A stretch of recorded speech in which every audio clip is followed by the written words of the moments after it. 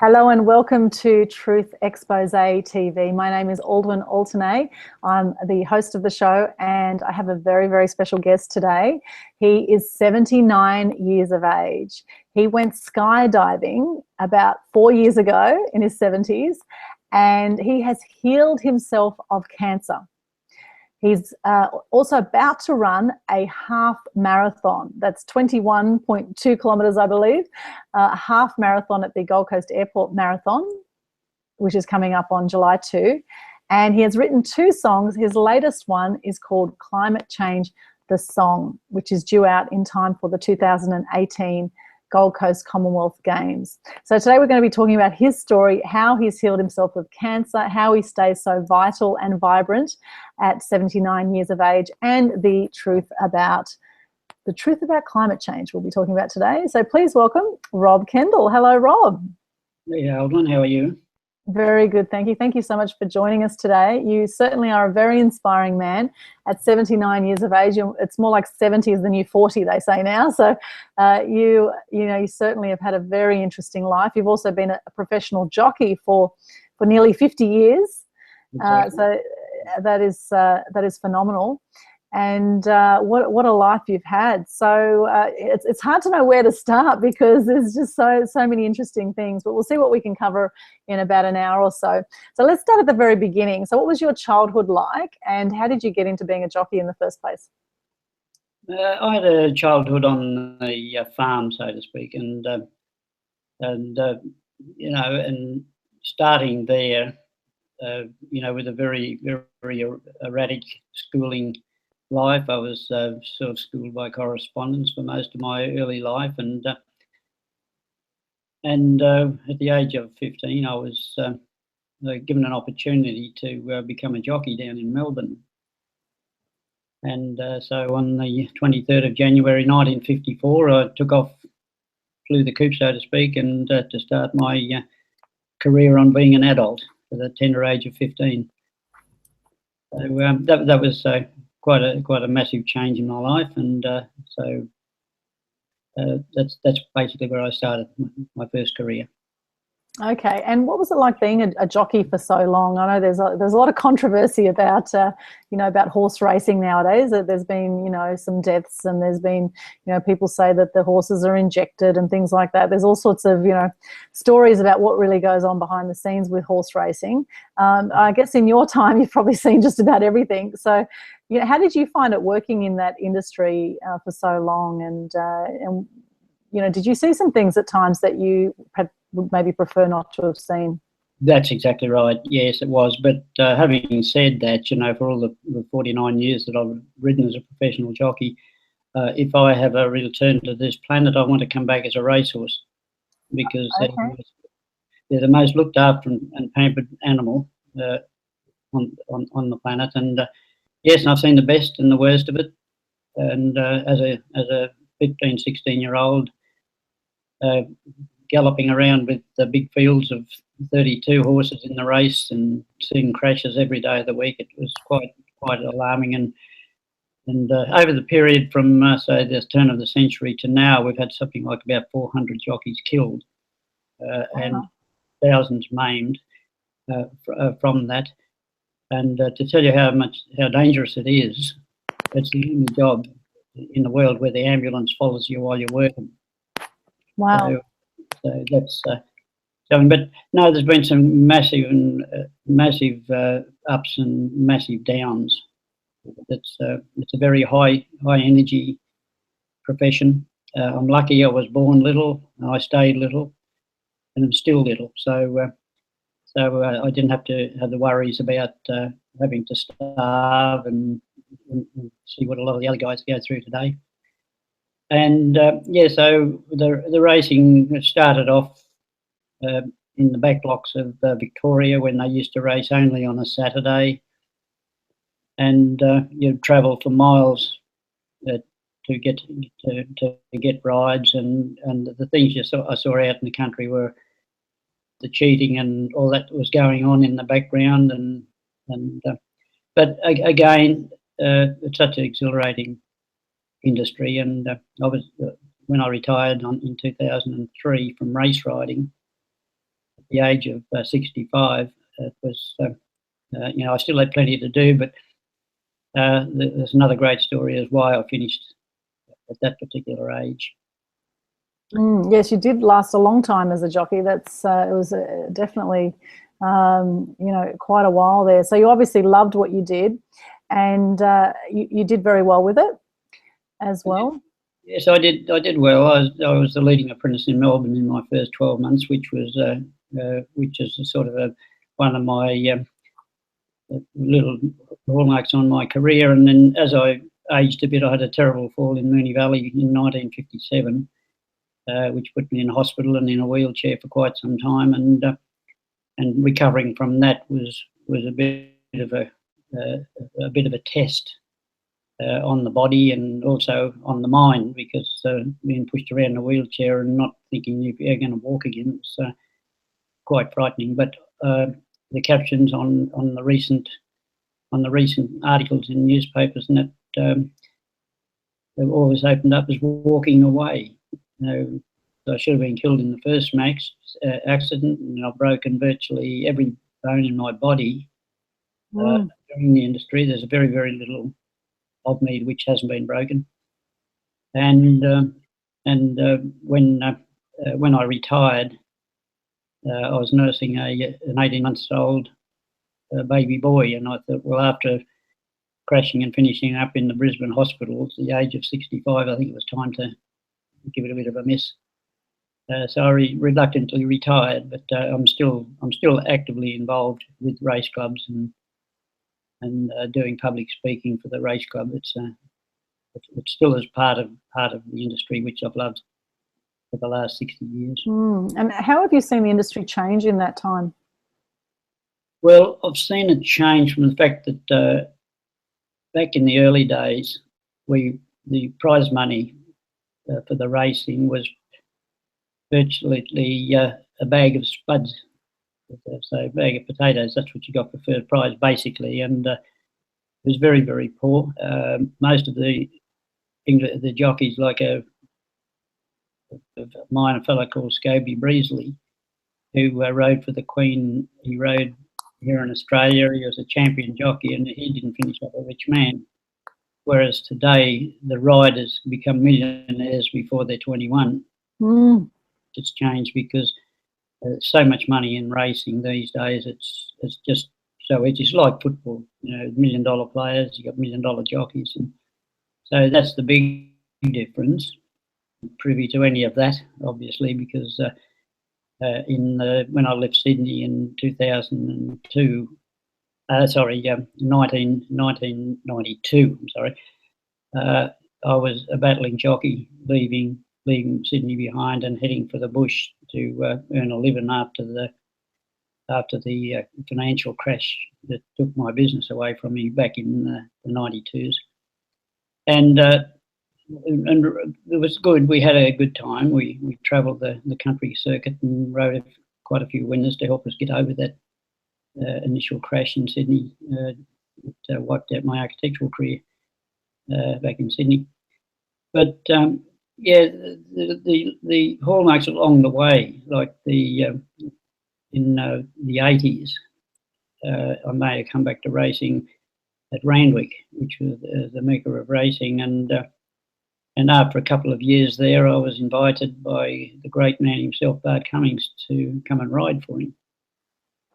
And at the age of 53, Bart was instrumental in virtually telling the AJC stewards to have a look at this old fella and give him a licence. And with my little trial riding that I did for the great man, I was issued a licence immediately. And my first comeback ride was 6 days later at Randwick, and nearly created an upset in that race. So that's been a great thing to look back on, riding for that great man. And what's the day in the life of a jockey like? And I know that there's very early starts. And what is it like for a racehorse? What's the training procedure like? Well, let's quote the Bart Cummings stable. Of a morning at Randwick, I'd be piling out of bed at 3:30. and heading for Randwick. Riding track work, probably 12, 14 horses track work. Heading back home, shower, freshen up, a little bit of brekkie, and then off to the office at either the architects or the engineers' offices for Westfields, who I was working for at the time, prior to taking up my own business. And working all day there, then coming home, cooking dinner, and going to bed, and then up again. So it's a circuit. It's a six-day job, and so you get used to it. Even now, this morning I was awake at 3:15 and out and doing stuff. So I haven't got out of that habit yet after about all these years of not riding. But it's a tough day. It's a tough gig, as I speak, and there's so many of my friends from a song that I wrote about my adventures with my massive fall in Melbourne. When I saw one crash at Magic Millions up here in 2002, I was inspired to write a song called "Jockeys on a Roll," which was the masthead of an album of music I wrote for the jockeys to raise money for them through the National Jockeys Trust. And so that's basically my legacy to racing. But the average punter in the racing circuit works hard, and it's just like a big family, the racing industry. And yes, love it very much. How many hours of training would you do in a day? As I say, get on the first horse at 4:30, and then get off the last one about 7 o'clock. So that's basically every day, or 6 days a week. For that, and then on a Saturday you may go out and have 6 rides at a meeting somewhere in the city or somewhere outside the city. And so it's not easy. And most of the guys have to watch their weight. That wasn't, as I say, that wasn't a worry for me. So I was a little bit more contented. But I did have a bit of a habit of taking a cream bun or something for my afternoon tea in the jockey's room and pulling it out and eating in front of them. So would put them off their game. Well, that was the aim for it, but most of the training I come in for a lot of criticism or a lot of abuse from the boys, because they'd been starving all week and couldn't eat. So, and so that's basically a day in the life of a jockey. But you get your rides and get out there, and race riding is very, very dangerous, as we all know. Well, it's dangerous, it seems, for the jockey and for the horse. There's been many horses have died or been injured, which is incredibly sad.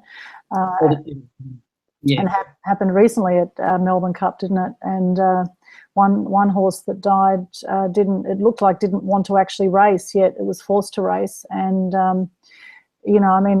and by the end of it had a heart attack and died, and people say that horse was drugged.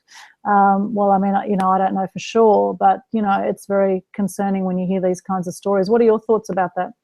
Yeah, in the olden days, I'm talking about the olden days when everyone's desperate. They're either to live. The story of Phar Lap, if you ever watched the movie Phar Lap, that was probably, I was in that movie as well. That would probably tell the story of the olden days racing, where the trainers used to race their horses 2 or 3 times a week just so they could get money to buy their food. And it was a really, really tough gig.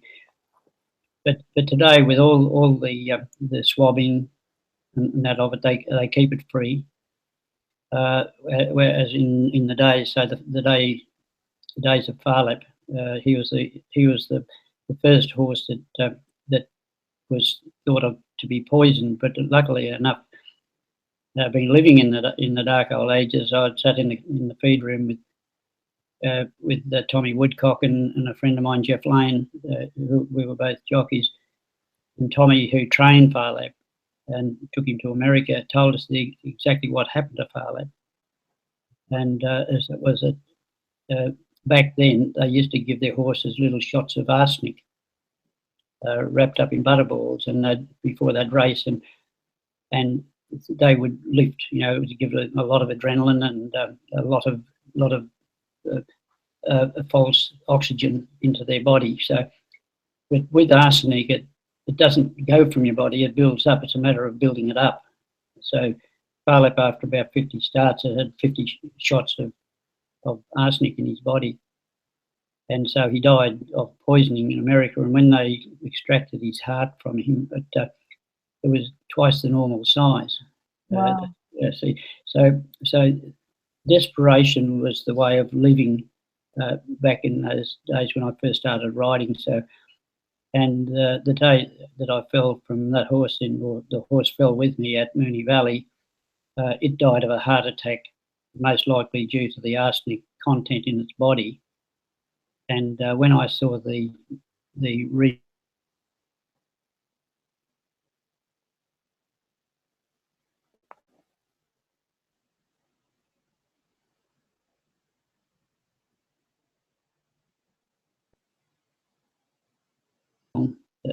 horse, and you often question them, what did that horse have in its body, or was it prepared rightly for the race?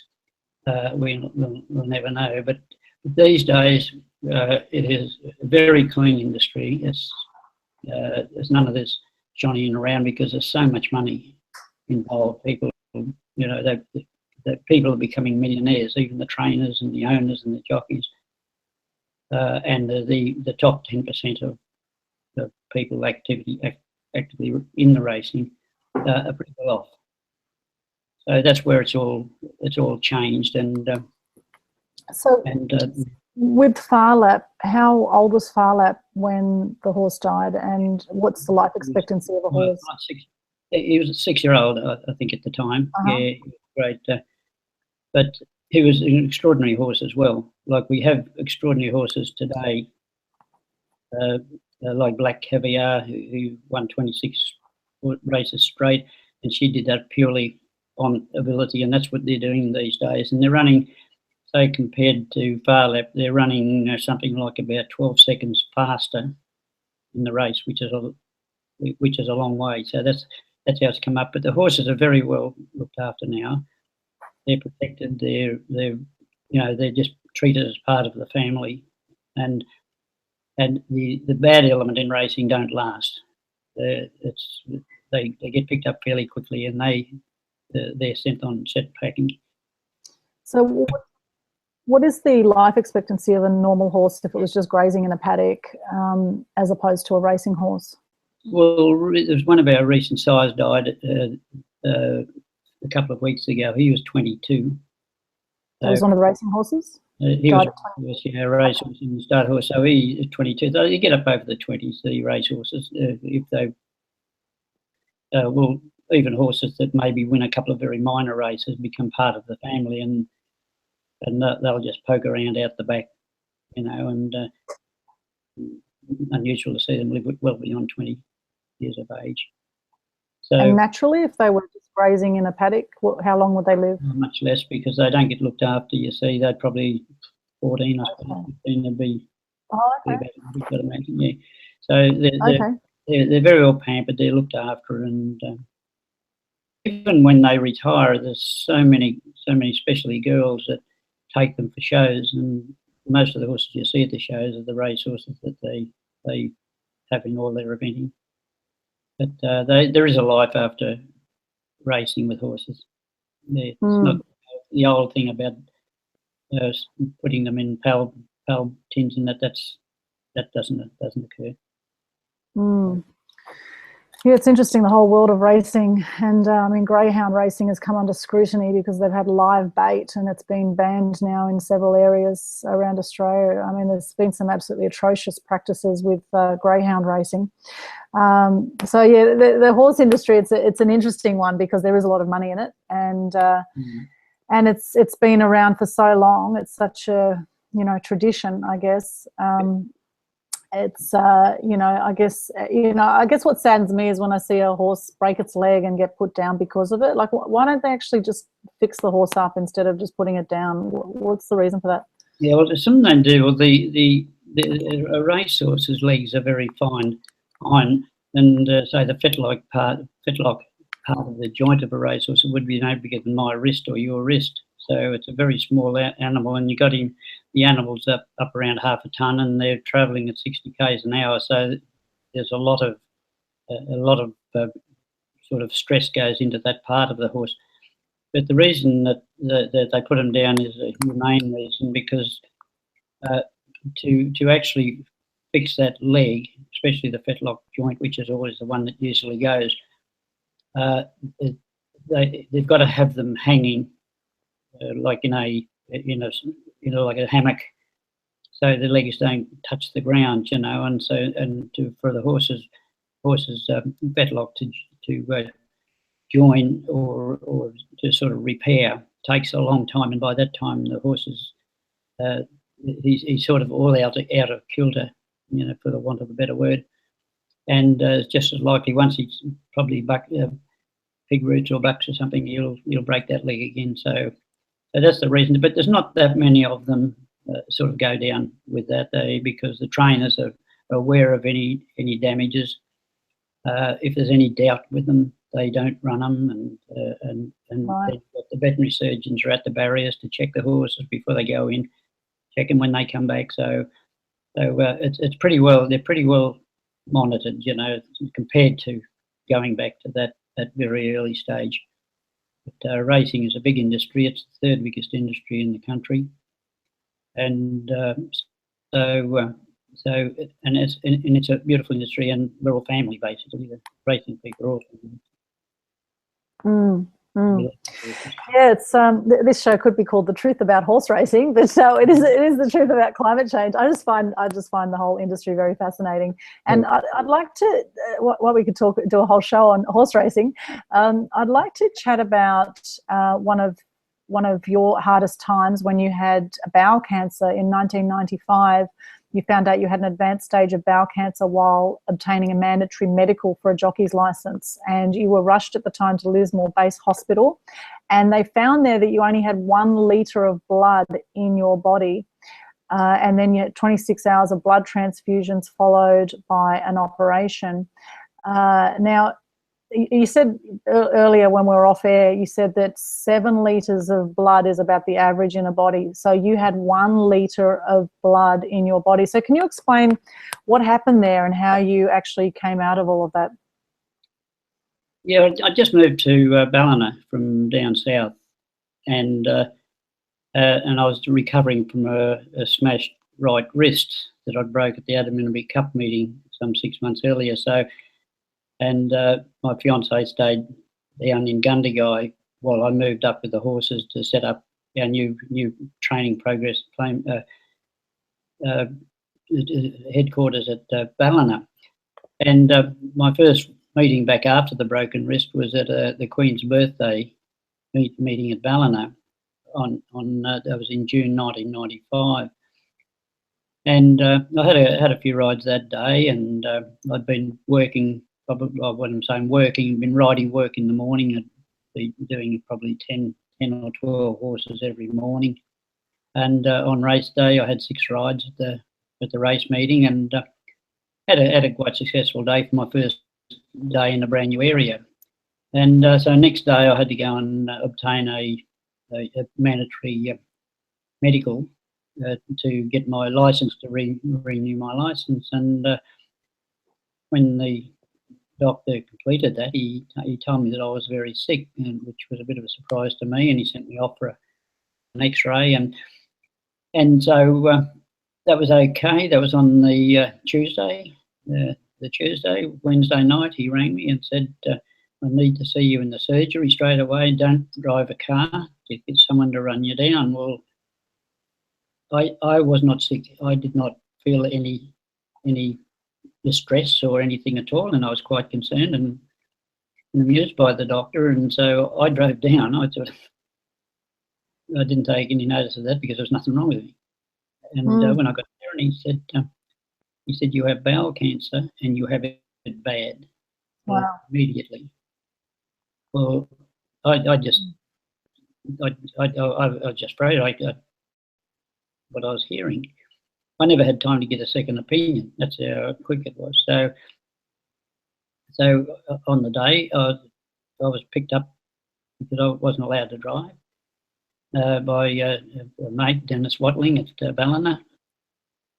He took me home and laid me down on the mattress on the floor in our little unit we had there, and he kept he had his daughter stay with me all night just to keep an eye on me, and I'm thinking, this is it. But probably by that time the emotions had really kicked in, and I wasn't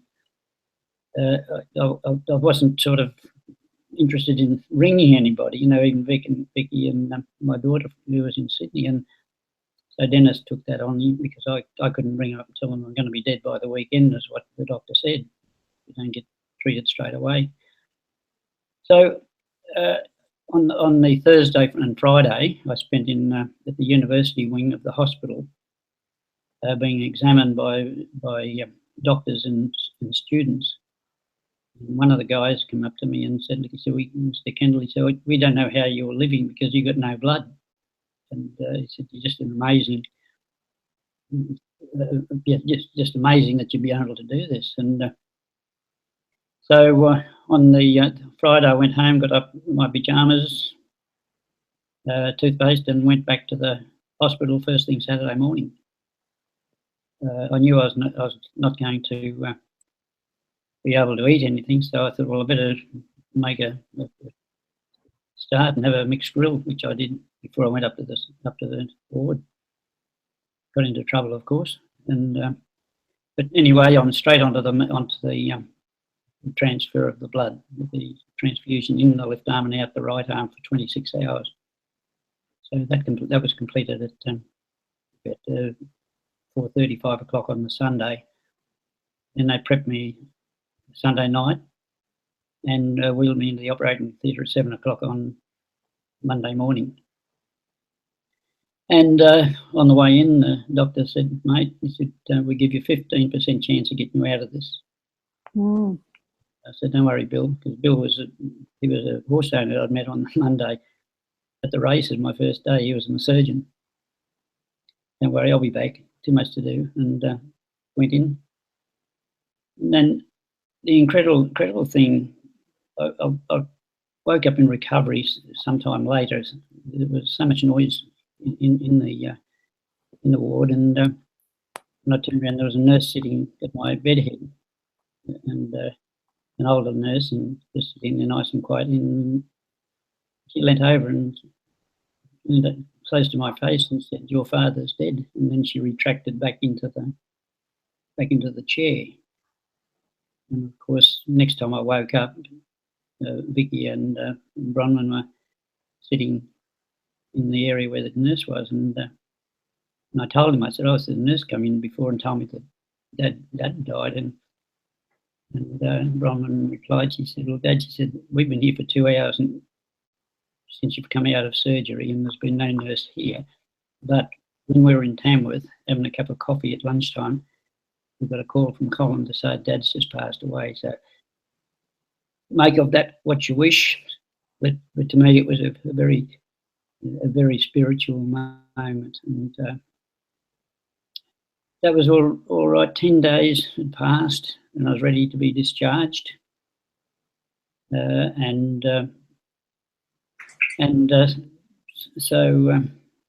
that emotion about what had happened there. Something I'll never forget. And so when I moved out of there, it was something like about 40 days later, I rode my first winner back. So I'd beaten the cancer. But all the time after I left hospital, I was living basically on boiled pawpaw leaves, the juice of pawpaw leaves. That was a recipe given to me by an old chap in the hospital. And so whenever my cancer friends are about, I always pass on that recipe. But the state of mind which won my cancer battle, because I was determined it wasn't going to beat me, because I had too much more to do. So God give me another swing at it. And at 57, I've just dedicated myself to sort of letting everybody know that message. And even last weekend, I was doing a little bit of work at the racecourse and met up with 4 cancer patients and who probably won't see Christmas. They're expecting not to see Christmas.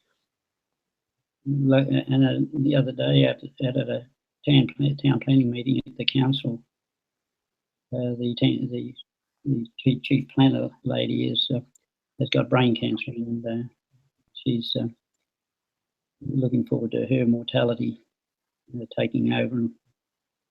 And a lady of, she'd be probably 45, 46, I suppose, around me, and I've lost so many friends with it. But yeah, there's not much you can do. It's very sad, and now, of course, brain tumours are becoming more and more prevalent as mobile phones are being used. And I heard the other day, and I just said this in the previous show with Graham Bibby, that mobile phones 8 years ago were proven 100% that they cause brain tumours. And so anyone that puts a phone to their ear or has a phone in their pocket will most likely get a brain tumour or get prostate cancer or get some kind of cancer or tumour or some kind of issue because of the radiation from mobile phones. So in the fine print, apparently when you buy phones now, they actually have there not to have the phone too close to you, actually to have it 200 mils away from you, so to have it on speakerphone or have a, use a headset. It is quite concerning. We have a lot of radiation around us, and a guy called Don Tolman said that more people die from the treatment of cancer than from cancer itself. Now, I don't know what I would do if I had cancer. I guess everyone needs to make up their own choice at that point. But, there's no doubt that there is a massive industry around chemotherapy and around the treatments of cancer. And after seeing a documentary called The Truth About Cancer, which actually showed a whole lot of cancer cures that had come out through the ages and how they'd been shut down by pharmaceutical companies, that really opened my eyes to a whole other world that the powers to be don't want us to know about. So I encourage anyone watching this to actually see that documentary. It's actually on YouTube, The Truth About Cancer. Look it up. And there's another one, Cancer, the Forbidden Cures. That's another one as well. So yeah, check it out and do your own research. Just don't believe that you have to get chemotherapy to be cured. And in your case, Rob, it was mindset. You said it was mindset that really helped you through, and it's amazing how powerful we are as human beings, and we don't get exactly how powerful our minds are. So with that recovery process with you, you said you had too much to do to die. I mean, I think that's you've got a great sense of humour too, Rob.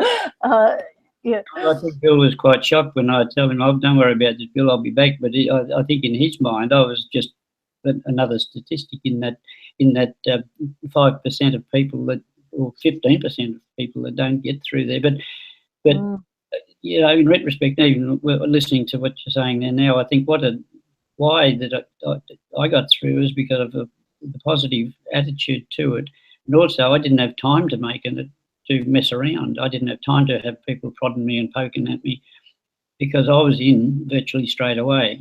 And even though I was laying around in that the hospital there with all those students and that, I was too entertained and telling jokes to be too worried about it, because I did cry and prayed a lot during that week when I was on my own, a couple of days before. And it's difficult looking back on it now. I can still feel those feelings, and I get very emotional about where I done.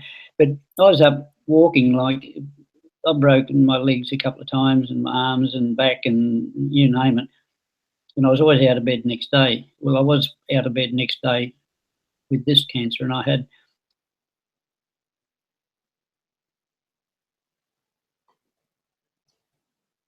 nurses in to get in the ward, and that was the morning after the operation. So because when you're a jockey, you break an arm or a leg or something, I say, oh, that's okay, it'll mend, and you don't sort of treat it as something really, really serious, and break a leg is. As a matter of fact, I did fracture my leg in a race when I was about 25, 26, and I got out of the irrigation channel at Griffith to get back on the next one, because I knew the next one I was going to ride was going to win, and I didn't want to get off it. So I told the ambulance my leg was sore. But when I got on and rode the other one, it broke during the race, and of course I finished up in hospital with a massively smashed left leg. So, but that's what I'm saying with the mindset. You can do these things, like get on a horse with a broken leg and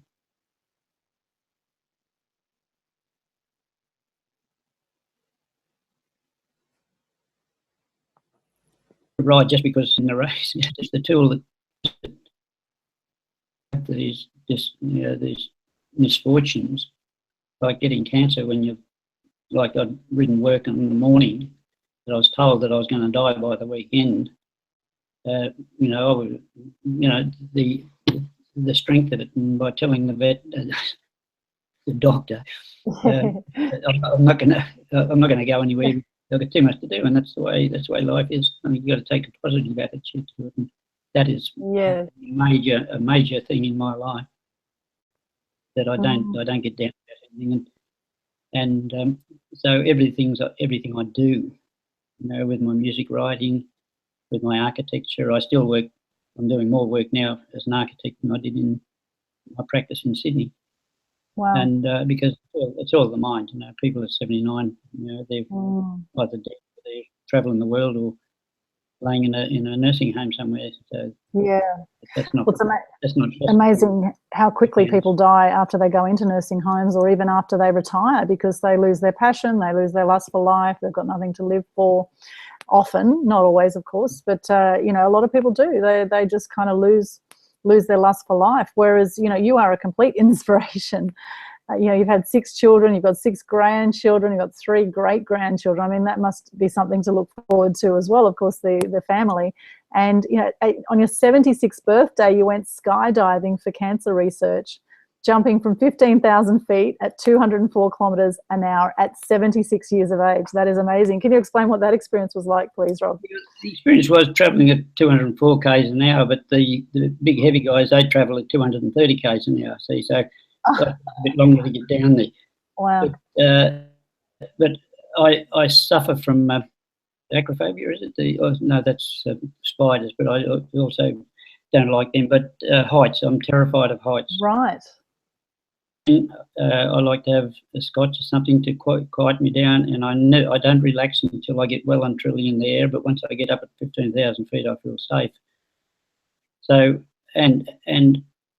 so skydiving never ever entered my mind, because I knew that I would not ever want to do that, because it's bad enough just getting on a building, even as an architect, and you go above 3 stories, and I stand right back in the middle of the floor slab. But this all came about with a cancer story here as well. There's a friend of mine's husband developed brain cancer back in the early days, and he was about 30. And during our conversation or our association, the brain cancer came back on my 75th birthday, and the family and I were sitting in the club at Southport, waiting for Brett and Julianne to come back from Brisbane surgeon, and they came back with the news that Brett had 6 weeks to live, and one of his passions was the fact that he wanted to go skydiving. So Julianne had already bought him a ticket to go skydiving. And when he went to the doctors to get a certificate, they said, obviously, no, if he did, as soon as he jumps out of the plane, he'll die because of his condition. So he died okay. He died about 3 or 4 weeks after that particular incident. And so Julianne was going to get rid of the ticket, and I said, I'll jump for him. Oh. On your old man's moment page to raise money. Wow. So Julianne asked me, she said, well, when can you do it? And I said, well, 76th birthday, because that was about 11 months away. Wow. By the time that comes along, it'll be forgotten. But anyway, it turned up 2 weeks before the jump. It all turned up on Facebook. Come jump with Robert, what you're probably reading there. And so it was a pretty scary week leading up to the jump. But anyway, I thought, well, no, I'm going to do this. So went out to the airport and got in the bus, jacked up for it. 2 mates came with me to jump for old man's moment, and of course up we went. I was not perturbed at all going there. It was the most exhilarating thing I've ever done in my life. But the main factor for this is I had Brett sashes strapped around my waist when we bailed out. And so it was, as I said, he got his jump. So that was one thing we put to bed. But I'll probably never ever do it again, because it was something which had a purpose. Yeah, it was a real purpose. Wow, what a lovely legacy for your friend to do that, and to overcome your fears of heights to conquered it. To do it. That's just awesome. They say when you feel any anxiety or stress that it's a sign that you're expanding. So you should welcome fear and anxiety into your life. Yes, yeah. Not a lot worries me now. Like there's lots of things that I can do. I like to stand up for myself, and for my principles. I don't walk away. And so yeah, that was the cancer part of my life. Luckily, this is actually Queen's birthday yesterday, wasn't it? 23 years yesterday. 23, would that be right? 95? Yeah, 22 years. Okay. That was the day I got my cancer. So, but anyway, I've served that one, as I'm just waiting for any other whammies to come up. I'll get the same treatment. Well, life is full of unexpected twists and turns, and it's all about how you deal with it in life. And I think the more you can ride the waves of life, or deal with the ups and downs, the smoother the journey will be. Now, climate change is something that you're very passionate about, and you mentioned that you were inspired to write the song Climate Change the Song after watching an SBS documentary. Can you explain a bit about that, please? Yes, yeah, I've been writing music for most of my life. I started to write my first song when I was about 9, I think, but in recent years, when things slowed down a bit, I've been putting songs together all through the Bowel years. I'd write a song and get it onto the record, and then every September I'd go down to Sydney for the Jockeys Association meetings, and I was a member of the Jockeys Association for about 20 years. And we used to have our annual general meetings down in Sydney, so I'd take a new song down with me. And in those particular days, I got an album of music from the jockeys and said, well, right, I'll put an album here when I retire from racing, and we'll put it out there to raise money for the injured jockeys. So it went out as a CD with 6 of my best on it, and it's still trolling itself around the world and going to different places, and and so that one will come again in Christmas at Melbourne Cup time this year, where we give the discs away at Melbourne Cup Carnival, and for people to donate, to look after all our mates who are still in wheelchairs, or families who have lost their brothers or their husbands, or their uncles or whatever that have died from the racing. And but with climate change, I was watching an article on the SBS about the Kiribas Islands and the Marshall Islands, and there were a few scenes in there which disturbed me quite a bit. And I went to bed that night a little bit upset about the way these things are happening. You're living on a lovely island, a beautiful island, been there for years and years and years, and all of a sudden the sea level rising up and is drowning these islands. And the story is at the moment there's 52 islands in the Kiribati group, and by 2050, 30 of them will be gone. Now these are all inhabited. They're a beautiful set of islands down there, and I've met some people who have lived there and worked there, and so it was an inspiration to come during the night. And I just envisaged this woman in a beautiful white flowing dress on stage singing this particular song I'd never heard before. And I woke up, it was 2 o'clock in the morning, and I wrote the lyrics down, what I could, and the melody. And the only instrument that I can play is actually a harmonica, and I play that fairly ordinary, but I used that to get the melodies for these, and I put it together, and of course it developed into a song, and And the song itself is actually now being considered to be played at the opening of the 2018 Commonwealth Games here on the Gold Coast.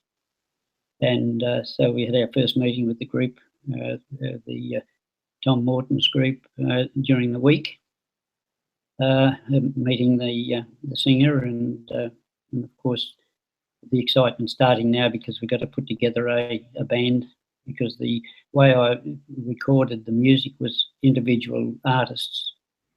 Each individual artist, I wrote the score for their part of the song. So you have a copy of it here, and I want to play. Yes, let's hear it. Let's hear Climate Change, the song. Yeah, you came into it very early, didn't you? And the rough song about 18 months ago, or something, or 12 months ago. But we've actually were invited to do this live in Adelaide last July, and Chelsea, who you'll hear singing the song, she performed it with a backing, sort of a quick made backing, just for the day, because we only had about 2 weeks to get the thing ready. And so we played that, and that's where it all started. And of course now we're preparing to get an orchestra together to back her at the Commonwealth Games next year. So it's all coming to fruition. So that would be amazing. It's a lovely song. I think a lot of people that have listened to it have enjoyed the song, and I think I can imagine that as we're all touring around the ovals at the opening ceremony time and hear the song in the background.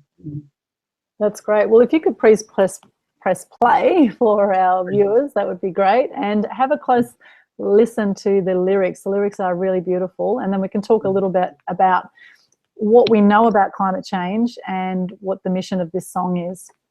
Yes. It's important to listen to the lyrics, because these lyrics were sort of formulated from a dream, and so it's not as though I wrote it. I think this is what I was inspired to write.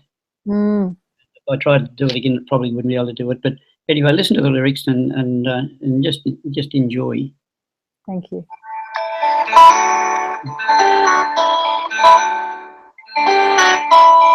There is a water around downtown, and the drought is getting nastier.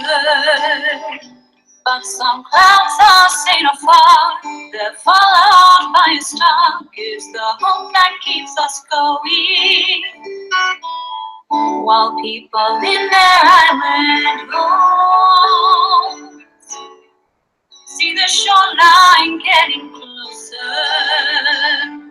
Tears embedded in their eyes, ocean levels on the rise, their islands drowning in the sea. So what are we to do? Do we really even care? The troubles of the islanders, they're over there. But we must be on our guard and prepare eventually. If nothing's really done by each and every one, they'll be swallowed by the sea. If nothing's really done by each and every one, they'll be swallowed by the sea.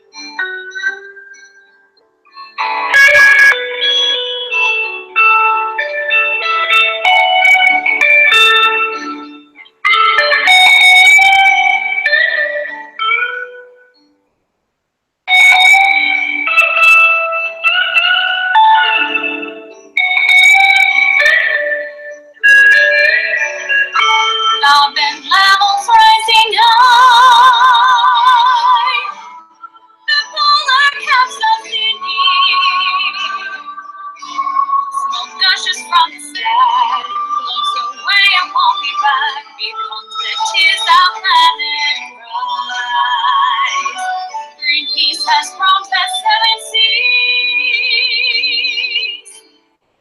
Seems like a century. Their will has prevailed. They keep fighting for the whales in the melting icy seas. There is a word around downtown. The desert's getting drier. The sand is getting hot, and animals are not surviving through the summer. Another one around downtown. The tides are getting higher as the moon goes swinging by. Dark clouds fill the sky, winds roar from the mountains. So what are we to do? Do we really even care? The troubles of the islanders, they're over here. But we must be on now, God, and prepare eventually. For animals and friends may need that up again. They'll be living on the sea. For animals and friends may need that up again. 'Cause they'll be living on the sea.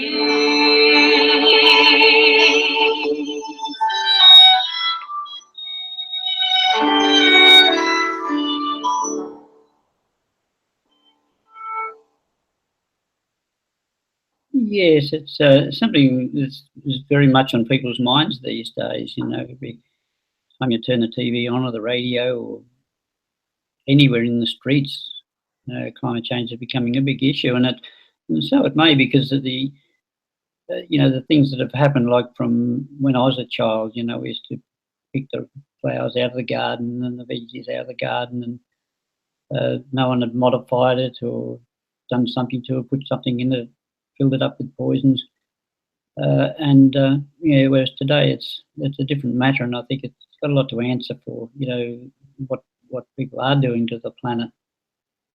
It'd be nice to get back to normal, but I don't think we'll ever do that. You know, I think the mighty dollar is doing a lot of damage to what's on the planet now, and it'll be interesting to see what happens in the future. But that's a little contribution of mine from the average man on the street, or man and woman on the street, that probably are sort of worried about the future of our children and grandchildren and great-grandchildren. I've got a bit of everyone. To keep our seas nice and clean, our rivers clean, our fruit on the supermarket shelves, you know, it's not what it used to be. No. And so climate change, climate has been changing for millions of years, and it's only taken us 50 years to stuff it up. So we get our clean air back. And I remember in Sydney when I first started working in my business down there, I'd go into the office, and I had a beautiful office overlooking the Harbour Bridge and the Opera House, and every morning there'd be a black film of smog across the top of the Harbour Bridge, and I'm only talking about the 70s, and that was really bad then. And when I go to Sydney now, it's been cleaned up a lot, mainly because the councils have been shut all their stacks, which I'm mentioning in here, sitting there watching the council burn all their rubbish. And I think every suburb had a stack that they were burning their rubbish, and it was adding to the pollution. But we got rid of all that. But if we can clean up our planet and respect it, use a lot of respect towards it, it'll be a better world for everyone. What are some things that people can do to help the environment? Well, the obvious thing is to is to pick up rubbish. You know, people think it may be beyond them to pick up rubbish, but when I walk, I do a lot of walking in my training exercise. I walk around the streets of the Gold Coast, and I'll probably pick up half a dozen plastic bags or something and dispose of them in proper. Whereas there's a lot of people simply just drop stuff when they're eating and walking along the street, and they just drop it on the footpath and throw it out the window of their cars and all these sort of things. And all these things like plastic bags, plastic cups, or plastic spoons and knives, they find their way into the gutters, and all the gutters go to the sea. And so obviously it's the amount of rubbish that gets through there, because there's no screening of it. So then there's a lot of the mountains all the way down through here, picks up all the rubbish and takes it out to sea. So just small things like, you know, don't feel it's beyond it to pick up a plastic bag or a plastic cup or a plastic bottle or something like that. You know, that's just one minor thing which I find it quite easy to do, and I'm not too proud to pick up a bit of rubbish and put it in the bin. And if everyone would do that and keep everything, you know, just nice, you know, we do, like the government are sort of mixed up about what they should do. You know, they don't have a plan for climate change. One guy gets in, he changes it, and they still can't agree on a plan. But in recent times, I've noticed every time you turn the TV on or the radio, they're talking about climate change. There's a lot of people there wanted this change. You know, there's got to be a plan to do it. We had a plan for the last million years, or 10 million years, but and then in 50 years, no one's got a plan. So, yeah, climate change. So the words of that particular song just touch on a few of the things that someone can do. You know, there's deserts. The deserts are getting hotter. The sea levels are rising. The sea temperatures are obviously getting hotter because of the bleaching of our coral. You know, it's a shame, because I'm always, as a child, that they used to love all the beautiful colours in the coral, but now there's certain parts of our famous barrier reef that's white now, which is it's not. And this has only happened in the last few years. God forbid, if it keeps going the way it is now, like, we'll have nothing like that. And it's a great legacy to leave our children, isn't it? Yeah, I think we should definitely protect the planet and protect our environment. Some other things we can do is compost and recycle effectively. I've actually picked up rubbish on the beach. I saw a movie called Bag It, a very powerful documentary, and it talked about plastics. And it says in the last 10 years, we've used more plastics than the previous 100 years. And a lot of that plastic does end up in the ocean, and then it breaks down, particularly the plastic bags, breaks down. The fish think it's actually food, and they eat it, and then we eat the fish, and then people are ending up with microtoxicity from plastics that are in the fish. So it basically all comes back around. So by protecting the planet, we're protecting each other, and, you know, we're having a much healthier world. And of course, there's people that say, you know, go vegetarian or go vegan. That's another way to protect the planet. So do your research into that. But, you know, I did hear the other day that cows and gorillas are two of the most you know, two of the strongest beasts on the planet, or animals on the planet, and they eat grass and leaves, and, you know, they don't eat meat. So, you know, this whole thing about people needing meat for protein, well, that's a whole other discussion. Yes. And the amount of land that goes into, you know, grazing our cattle and sheep, etc. So, you know, that's some other things that people might like to consider. And, you know, some people say that, you know, this whole climate change thing has been created so that they could introduce things like carbon tax. You know? Yeah. You know, there's a few different stories out there about, you know, what people believe to be true and not to be true about climate change. And, you know, I guess the thing is that we can all do our bit for climate change, you know, and to help the environment. I mean, I'm definitely feeling the winters are getting colder, the summers are getting hotter, there's definitely changes, the ice caps are melting, there's definitely changes happening across the planet. I'm not quite sure what is causing those changes. Yeah, I mean, you know, some people say that's just evolution, it's just the way things are working, that you know, that's happening. However, I think people also can do a lot to help the environment, and I think we can all do our bit. And if we all just did our bit, then we could help create a much better, cleaner world for everybody. So what are some other tips or maybe some misconceptions that you've seen around climate change? Misconceptions. Well, just on the plastics thing, the first time I saw any plastic at all was a comb I used to carry around in my back pocket when I was 19. Plastic object I saw. Before that, it was Bakelite, which was the forerunner of plastics. And yeah, so that's how far plastics have come. We've got everything. Everything is plastic. Yeah, but we could reduce our use of plastics as well, you know, instead of getting, you know, take away cups and take away everything, you know, actually, you know, take your own cups out, you know, take your own coffee out when you go out, or, you know, there's lots of different things we can do to reduce our use of plastics. We all use way too much plastic. Yeah, I think there's an advertising campaign now for that, is to reuse. Go to get a coffee at the coffee shop, you take your own cup and it doesn't cost you as much, and you sort of maintain your own plastic cup. It's a good idea. And take bags with you, so you're not using plastic bags. And it's good to see a lot of shops are now not giving plastic bags out freely or charging for it. So, you know, people just take reusable bags when they go shopping, or just leave one in the car. Yes. You know, that's not a hard thing to do, and very easy to just slip into your handbag if you're a woman, or into your pocket if you're a guy. In my bag, I've through very very recently looking for something in there. I cannot find it. But yeah, no, I think that's what it's about. We'll get if the governments can come to some sort of a decision, you know, on the mining. I know we've got to have coal, we've got to have oil, we've got to have electricity, we've got to have these sort of things as a modern world. But let's face it, 100 years ago, they didn't even have these things. And so I don't know whatever if they would have been still having them today, whether the world would be in the position it is, and we'd be talking about climate change. But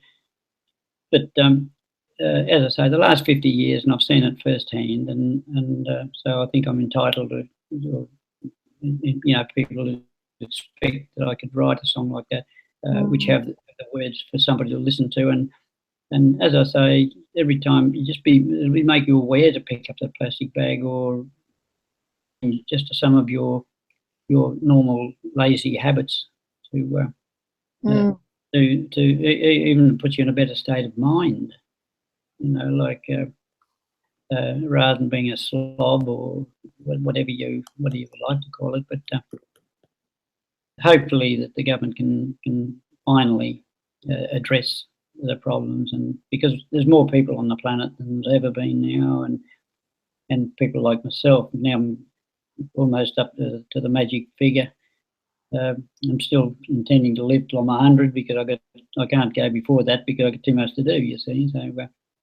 But all the statistics are pointing to that. You know, that we're healthier at a much out there actively requiring things, rather than before they just died. People who die of cancer, they didn't know what it was. So, but it was always a nasty word. But I think we should be more intelligent now than past generations. I know that people that that have sort of forward to us, we didn't have this sort of electronic age that we have today, you know, and I thought I was probably pretty clever to catch up with it, but there's no way in the world I lost if I had to depend on using my computer or whatever to save me from anything. But yeah, so climate change, it's something. So I hope when the song's played at the opening ceremony next year, that they'll embrace it and just remember, that look after our planet. That's basically where I Yeah, I love that. It's kind of, the song has got a similar feel to the classic song "We Are the World." We are the people. That was a beautiful song that lasted a long time. Also, Imagine.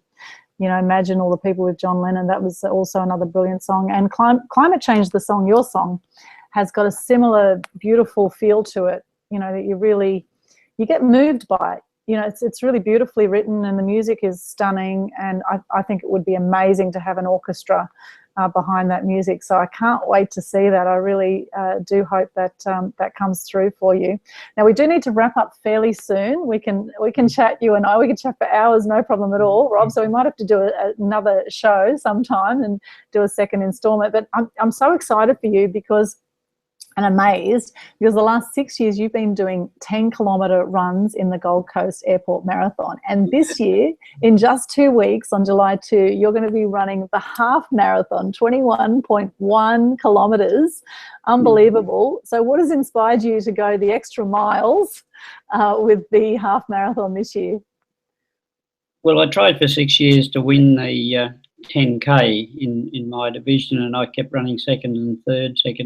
So last year we performed the song live in Adelaide, Climate Change. Chelsea and I flew over to Adelaide and a little conference convention in Adelaide Convention Centre.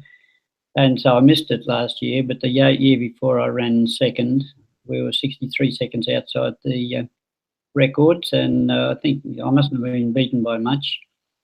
Probably it was another guy, probably much my junior, that beat me. So, but this year I'm on track to run a sub 2 hour time because I'm running sort of 6.2, 6.3 kilometres minutes per kilometre. So and training very well. But now that I did my last 14K solid hit out last Monday in just over an hour, and so that was sort of just tightening me up as we do with the racehorses. You know, we get them ready. So in the racing term, I'm just going to trot and canter now for the next 2 weeks. And so I love running. Back in 1954, I used to joined Ron Clark running around Caulfield Racecourse of a morning Caulfield Racecourse, and that's where I was apprenticed. I was an apprentice jockey at Caulfield, so every morning he'd be running around there. I'd used to run around the course with him. So, and then I met him up here recently and at the art centre. I was coming out and he was coming out, so eyes met and it said it all. It was amazing. Ron Clark, former Gold Coast Mayor. And he's the inspiration even at the TAFE where the office is for the Commonwealth Games. Ron Clark walked into there. So that's sort of inspiring itself. So, but I always ran. I ran through with the Ride Hornsby Club in Sydney when I was younger, and I participated in the first 2 city to surfs. If you have a look at the record, I think I ran 40th to my first start, and that was against all the others. But these days there's about 10,000 people in the race. But back there it was only about 4,000, only 2,000 or 4,000. But no, it's a good way of keeping healthy and going out for a jog, and I'm trying to get my young son to come out and run with me, but I'm finding it very difficult getting. One day he may do it. Okay. Carly come training with me one morning. She lasted an hour and said, "That's it, I'm never going back there again." That's your daughter. And it's important to run on grass, right, rather than concrete. It's not good for your knees. Is that correct? That's what they say, but I'm still only 49 kilos, so I'm still jockey weight, so I don't hit the pavement as hard as those big fellas. I remember one run back in the 70s, and I was running around, cross-country race at Centennial Park in Sydney, and I could hear this flap, flap, flap coming along behind me, and the fellow went past me was Robert D. Costello. Oh. He was big back then in the marathons, and so he actually lapped me during that run, but I've never seen a big guy so flat-footed going so fast. Wow. It was just amazing to watch him, and even in recent times, a couple of years ago, I was running out towards Runaway Bay in the first leg of the 10K, and there was a young bloke coming back. He passed us at the hotel, which I think he ran something like about 25 minutes, 10K. And just amazing to watch people like that. And even at my training ground, I train around Emerald Lakes. I've got a pretty hard trainer, and he gives me a bit of a workout, you know, and like sprinting up hills and running upstairs, you know, and around Emerald Lakes, it's just a wonderful thing. So I've got quite a good fan club around there and a few sponsors. Awesome. This year. But as I say, I'll be running with the Hogans this year. They were promoted by Channel 7. Uh-huh. And we're replacing their dad, who died last year, actually, because Vanessa said to me, the old bugger, he said he ran in the year before, and he said he had to hide to die on marathon day, so we had to go to his funeral. But things like that. So I said, well, I stepped up and I said, well, I'll run for him this year, because I'm not running with the Emeralds this year, the Emerald Lake mob. So yes, I'll be running with the Hogan, so that'll be well publicised by Channel 7, and hopefully raising money for prostate cancer. Prostrate cancer probably caused from mobile phones. My dear dad died of prostate cancer, so it's my life as well. So that was the connection. So I said, well, I'll run for him this year. So I'm doing what I did by jumping out of a plane. So I hope this guy doesn't want to jump out of a plane. And so the running's quite big, and it's good to do. And you see I see people on frames walking around Emerald Lakes, you know, on the frames, old fellas. They'd be probably 90, but they get out there, they get themselves out and walk, you know, a couple of kilometres every day. And so I think I should be running in the words of the poem that I wrote, which summed up my life.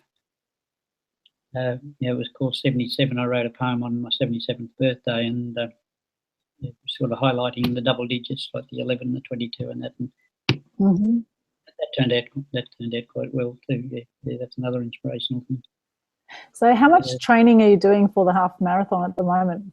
Yeah, well, I run every morning. Let's say on Monday, the last few Mondays, I've been running either 16 Ks or 14 Ks, which is the 14 is 2/3 of the race. So if you run the full race, you flatten yourself. It's because I think I overtrained for my last run, or my trainer gave me a few extra chores to do, and I think it might have just taken the edge off me. So because I didn't run as well. The year before that, I ran with a tick behind my left ear, and I sort of collapsed basically till the end of the race. But that was a bit of a bullet I dodged, because I picked up a tick out on the farm, and Curry did ran, so the fastest tick on the Gold Coast. He ran in the 10K 3 years ago.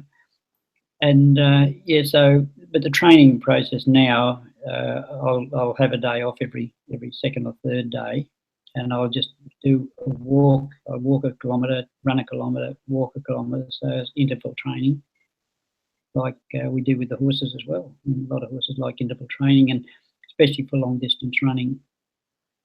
So, but I felt very good the other day, very strong at the end of the 14 Ks, and under an hour. So that was quite a quick time for that. Fantastic. Well, only 2 weeks to go. I wish you the very best in the half marathon. Yes. But if you see the Hogan's site there, people can hop on there and donate to the prostate cancer things for that. So I've got a couple of sponsors so far who are sponsoring for so much a kilometre. Okay, fantastic. I break the record. They got to double their input. Yes, and also a couple of years ago, just as an aside, we have what you call running up the steps of the Q1. There's 1,335 steps, and each year to raise money again. I think it's a cancer thing. We did it for Old Man's Moment to race up 1,335 steps of the Q1. I did that in about 11 minutes, I think. Wow. The fastest by my division. But again, it's inspiration. People ran up there who were virtually crippled, you know. They climb those steps. Mm. Very inspirational watching them come in, and Wow. people who you would never think would do that. And you see those even in the runs, like the 10K runs, and I'll probably see them in the marathon.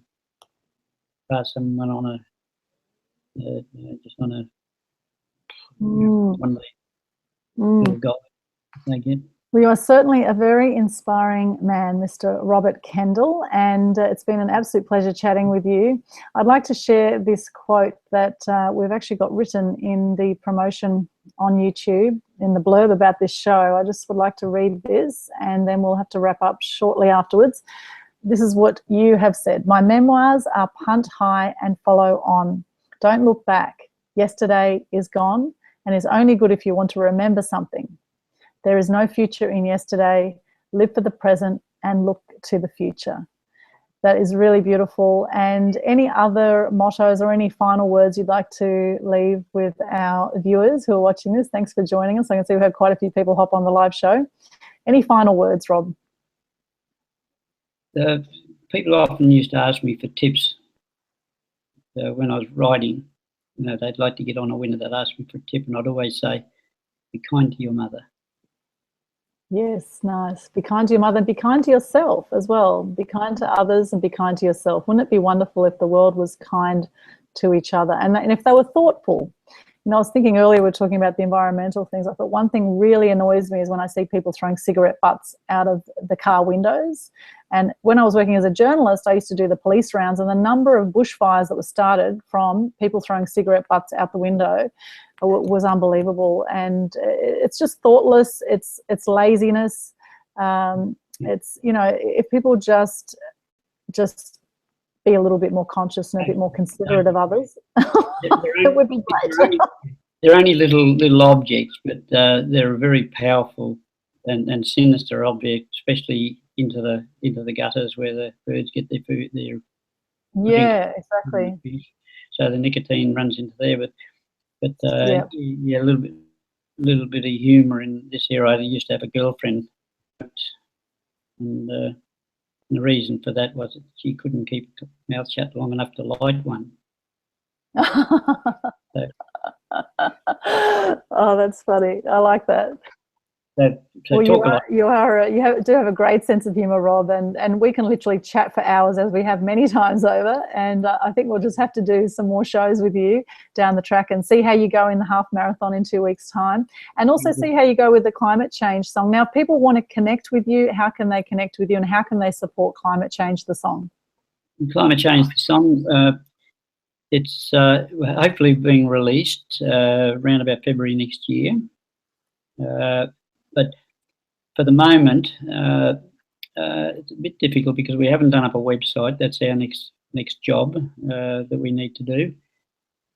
But occasionally, just go on for the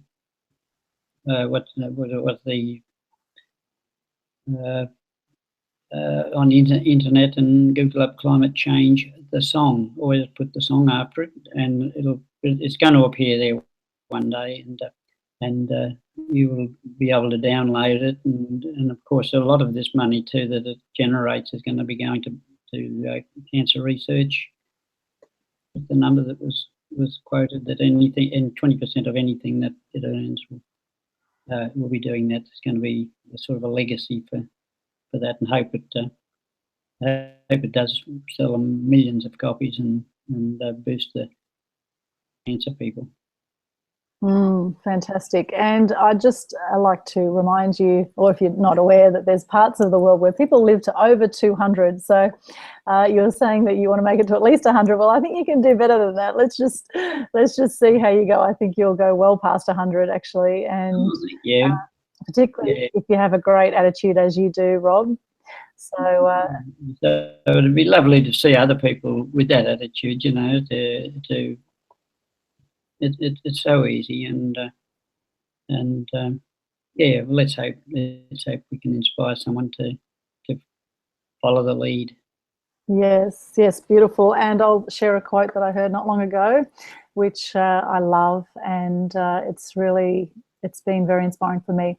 You can't change the world, but you can change your world. So that's the thing, is to get that if we all just work on changing our world, that we will change the world, because we will share the love and help lift and raise the consciousness around us. So thank you so much for joining us, Rob. It's been an absolute pleasure to have you on the show. Thanks, Aldwyn. Yeah, it's been a pleasure being with you. Thank you so much. And we'll be back with another show with you. I would love to interview you again in a little while and see how you're progressing with everything. And thank you so much for joining us. If you've been watching, this is Truth Xpose TV. We've been talking about the truth about climate change, the truth about horse racing, the truth about cancer. We've covered a lot of ground in this show. And I hope you've enjoyed what you've seen. And if you've got any comments, questions, feedback, we'd love to hear from you. So please pop it underneath this video wherever you're watching it. If you're watching it on YouTube or on Facebook or wherever you're seeing this right now, we'd love to hear from you. And you can connect with Rob Kendall. Just Google Climate Change the Song, or you can find Robert Kendall also on Facebook. Personally, just Google my name. I'm all over the social media: Facebook, Twitter, LinkedIn, Google+, Instagram, Pinterest. I'm on Snapchat, but I still haven't quite got my head around how to use Snapchat effectively. I know people do a lot of silly things on there. So I am on Snapchat, and of course YouTube. If you haven't subscribed to my channel, Aldwyn Altuney, to see all my shows, please do so. I would love to connect with you there. And I'm always looking for great people to interview too. So if you have a great story to share, I'd love to hear from you. And you can connect with me at my media website too, aaxposc.com. And if you're on the Gold Coast or in Brisbane, I've got some media workshops, some half-day workshops coming up next week on the 20th of June in Brisbane at the Full Moon Hotel, and on the 21st on the Wednesday at the Southport Surf Club. I've got some half-day workshops where I'll be teaching people how to get their message to the masses and help to get some positive stories out there into the mass media. I'm very passionate about helping to get inspiring stories out there. I think we're all sick of the negative media out there. And there's something that we can all do, and we all have a great story to share. So let's share our stories. And thank you so much, Rob, for sharing your story tonight. It's been an absolute pleasure. So wherever you are in the world, hope you're having a fantastic time and making the most of this precious life we have here on the planet. And we'll be back to you soon with more shows. Thanks for joining us, and bye for now.